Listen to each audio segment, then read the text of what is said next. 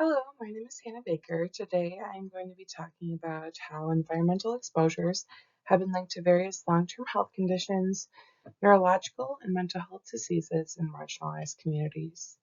This will be analyzing a literature review that I've completed on my own, and I will be specifically focusing on Minneapolis and the Minnesota area as my case study.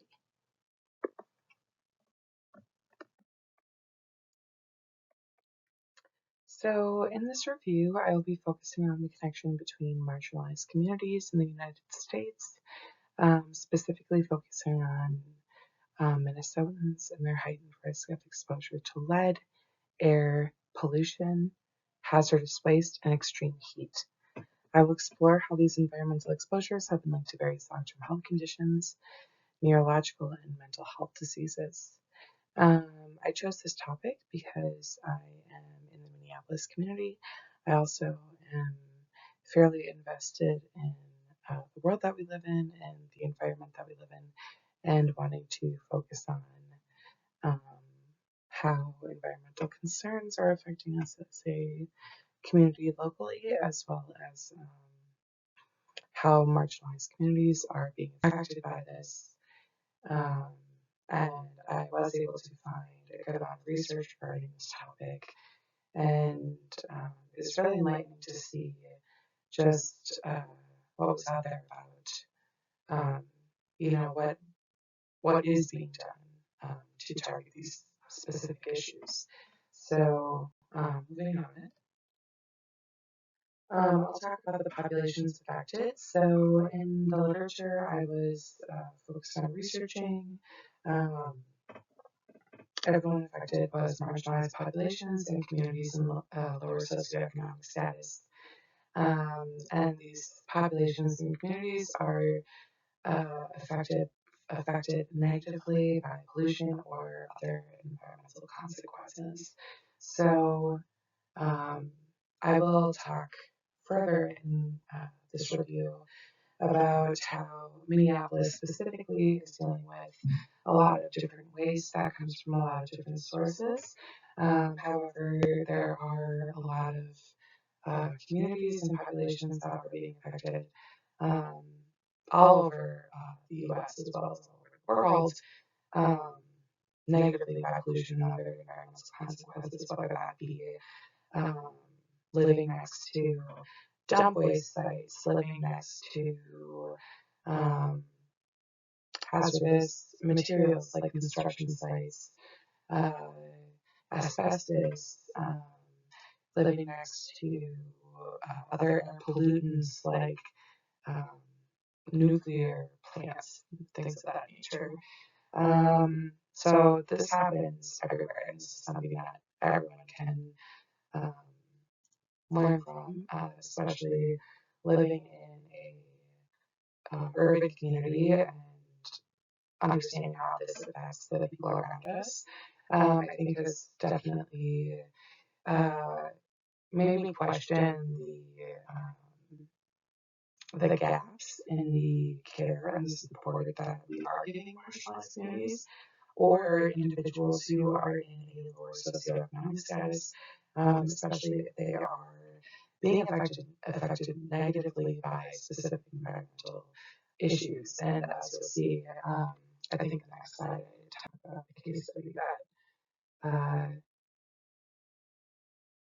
so I go into a little bit about the locations that locations that have high rate of flooding, extreme heat, or air pollution are often low-income neighborhoods with individuals who are struggling from low socioeconomic statuses. So Minnesota, unfortunately, is a breeding ground for these issues in specific urban areas, especially in Minneapolis. Like I'm specifically going to be talking about a case study that exists in North Minneapolis. Um, but yes, there are multiple case studies in Minneapolis and Minnesota. There's communities that are suffering economically, and unfortunately, these areas are they make up housing for a large number of marginalized communities. That's where we're going to find a lot of communities that move in and like to, move their family in, or have, you know, um, a lot of a lot of land and buildings for their communities. So I'm thinking like, uh, especially in Minnesota, we have like large Hmong communities, we have large Islamic communities who like to move with their community, right? So they want to find an apartment building that has um, a large amount of availability, so they're allowed to all move in there at the same time. And then also thinking of course, the fact that marginalized communities are um, making less than, a white person would in Minnesota or a white body would in Minnesota. Not even taking into consideration like citizenship status, things of that nature, just considering um, the fact that so many, especially in today's climate like Minnesota, companies have targeted have taken away like DEI initiatives and things like that. I think it's fair to say that in addition to the research of, individuals who are suffering, I think it's safe to say that adding on to that, marginalized communities are facing the majority of this, right? Like, I don't think white bodies are necessarily facing um, this at such a high rate as marginalized communities. That being said, I also think that um, urban areas are and have historically been um, safe communities for marginalized individuals. A haven where there's not a haven, but a place where there's um, no need for like you to have your own car, like you're able to take public transportation. There's a lot of chances for community. Uh, there's a lot of community support. Like there's DHS buildings, there's food support buildings, there's things like that. And I think Minneapolis just really brings in that sort of type of living. However, that being said, it also is a good place for individuals to live who may be under a certain socioeconomic line and who, um, these individuals are in um, greater vulnerability to then experience these environmental risks. So these environmental risks being, as they say in Gamble 2016, flooding, extreme heat, air pollution, um, things of that nature. Now, going into my case study,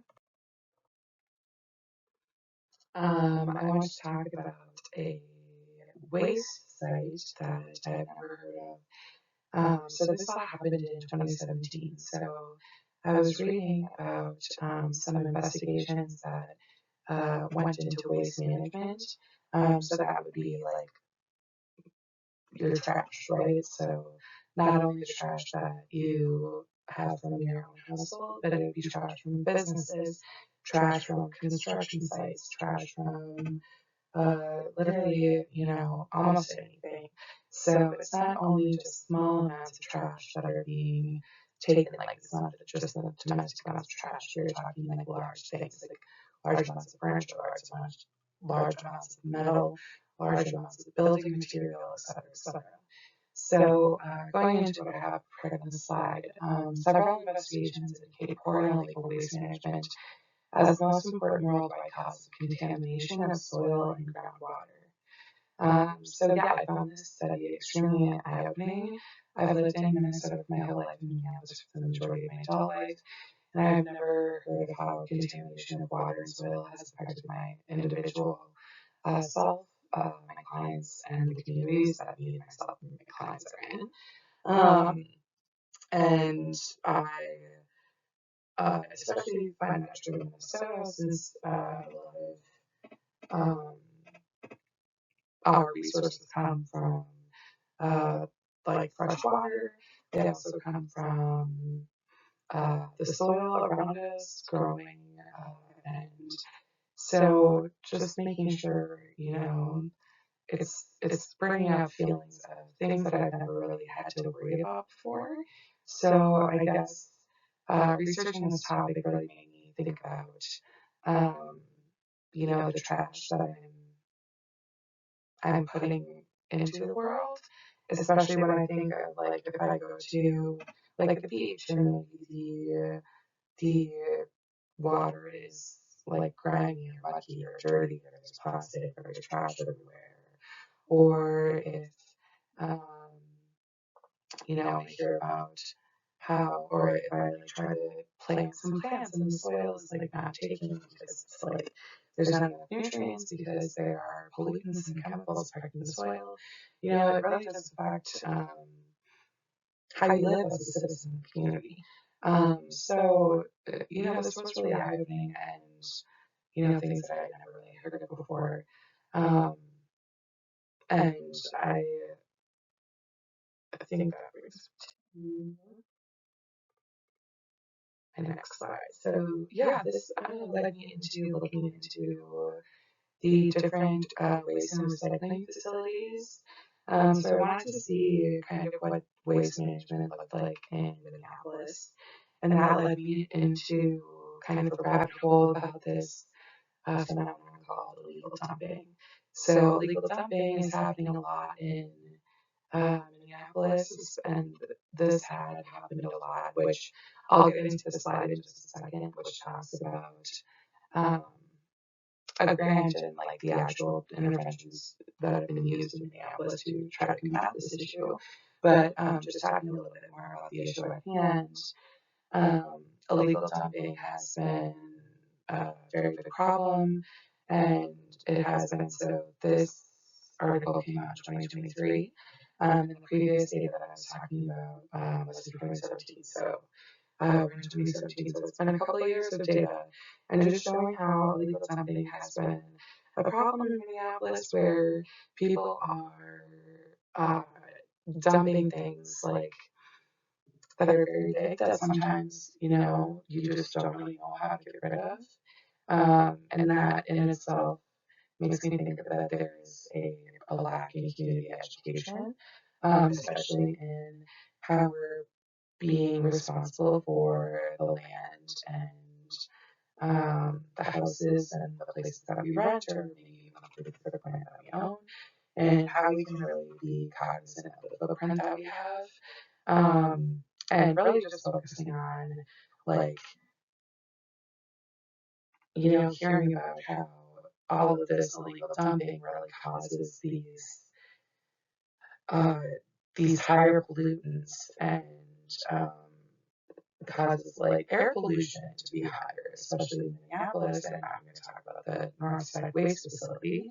So the Northside Waste Facility is in North Minneapolis, which is historically a lower socioeconomic area to live in Minneapolis, and a large number of people of color live there.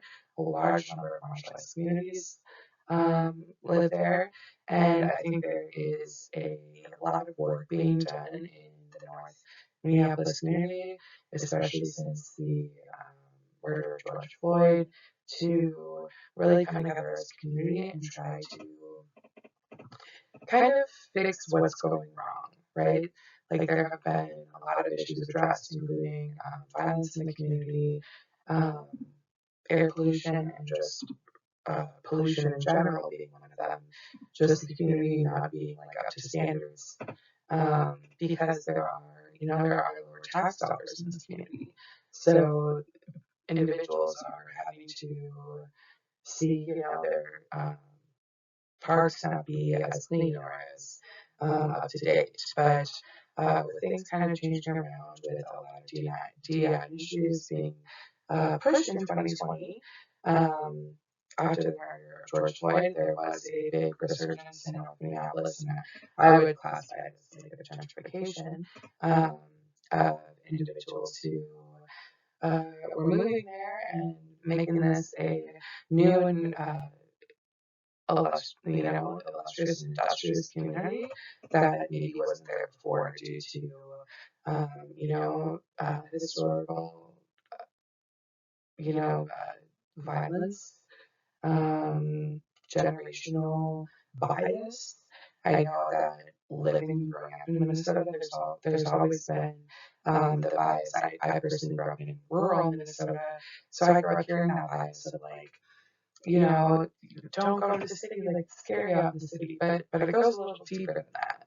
And if you think of like North Minneapolis as a whole, it is something that's like, um, a community that is stigmatized and a community that is kind of given a bad rap when it comes to, um, how the community is treated, how the community is protected, etc. So, anyways, going into kind of the case study that I'm presenting in this literature review, I want to talk about how in 2017, Minneapolis Public Works Department secured a $4 million federal grant that resuscitated the North Transfer Station, the North Transfer Station, a waste and recycling facility in North Minneapolis.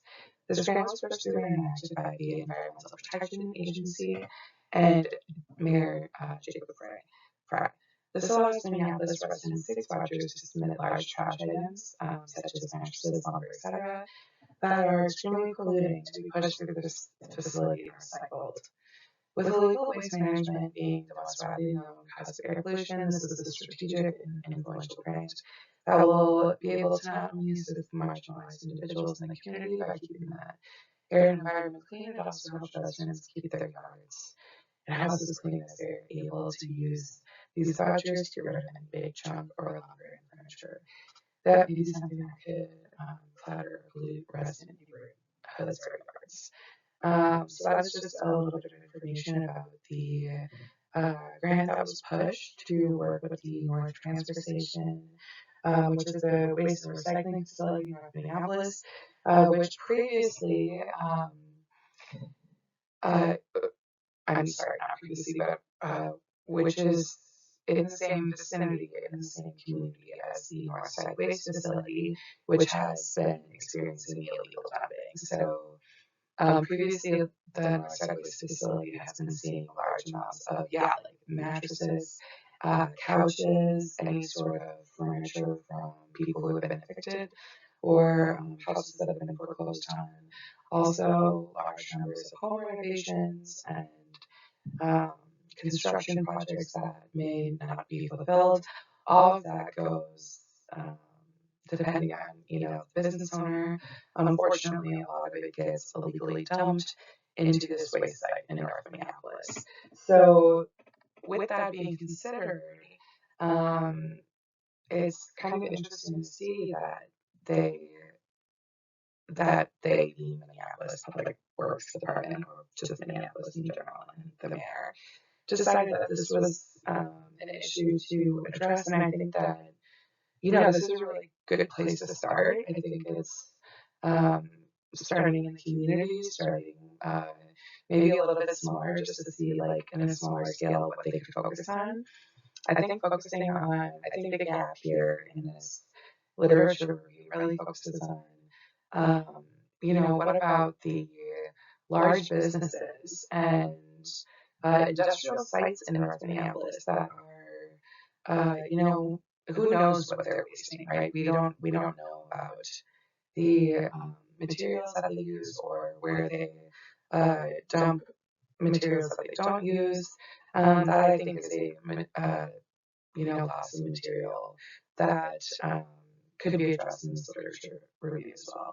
But it is just interesting to think about how this does affect, the local community, and as discussed before, how this addresses not only just the air that we breathe, it addresses the soil that we plant our vegetables and basil.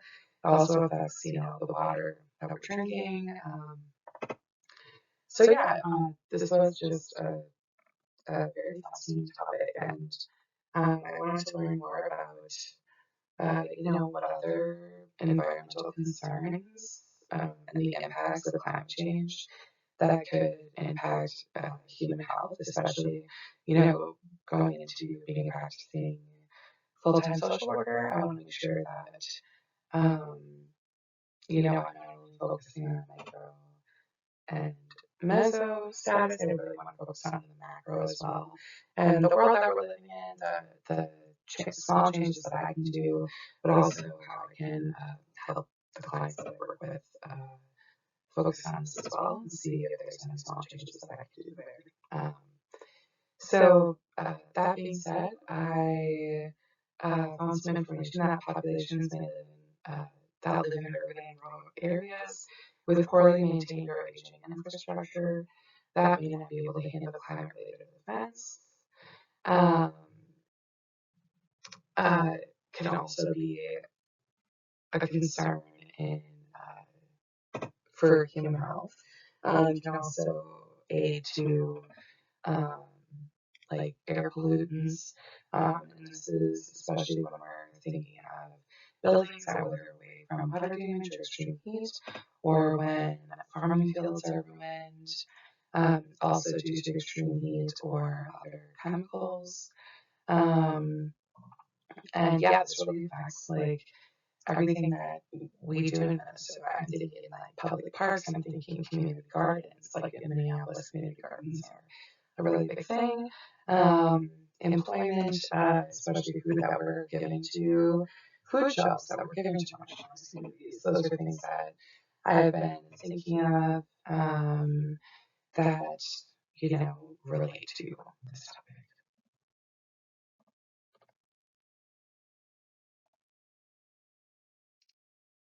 topic. So to conclude this, I would like to end with a quote by Professor Robert Bullard. He wrote, "Whether by conscious design or institutional neglect, communities of color in urban ghettos and rural poverty pockets or economically impoverished Native American reservations face some of the worst environmental devastation in the nation." And then I put a little bit in the conclusion about just what I want to do in the future. I want to work as a social work professional to be culturally competent and justice informed enough to know when my marginalized and vulnerable clients are being displaced or unheard. I want to make sure Minnesota continues to fund grants and work on policies that will affect marginalized individuals or communities. Um, and I think that this uh, quote from this professor really shows the um, the devastation that marginalized communities can face. Um, I think if I were to, study this topic further, I would want to look into how Native American reservations have been faced by different pollutants, whether it be by air, whether it be by, um, flood damage. I have heard a little bit about um, environmental factors, including like crops not being particularly cared for, which have led to, like different native plants being taken away from our ecosystem. There's just so much that can be gained from the study of the environment around us and how Minneapolis and Minnesota, while there is work to be done, I think there is good work in the fact that, there are grants and funding, in a very micro fashion, working in the homes to, drop off furniture or large things that are, causing pollution in our local community, and really giving communities a free voucher to, get rid of them is a great intervention. I want to see more interventions and legislation like that in Minnesota and in Minneapolis in general, especially in communities where we have, marginalized and uh, communities of color that have been affected by historical and generational trauma.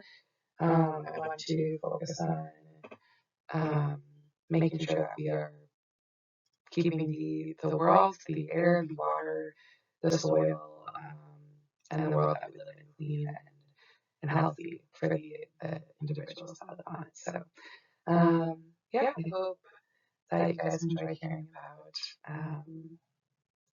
how some different reasons how the environment can affect um, individuals in marginalized communities in Minneapolis and Minnesota. It's been very interesting to research and very interesting to kind of learn more about and to learn more about where more work needs to be done. I definitely am interested in hearing more about um, how this could affect individuals, um, especially with different medical diagnoses, different mental health diagnoses. I talk about that a little bit in my literature review, but um, it's mostly focusing on the physical health diagnoses, especially with air pollution and heat exhaustion, things like that. So, yeah, thank you so much for listening, and I hope everyone has a great day. Thank you.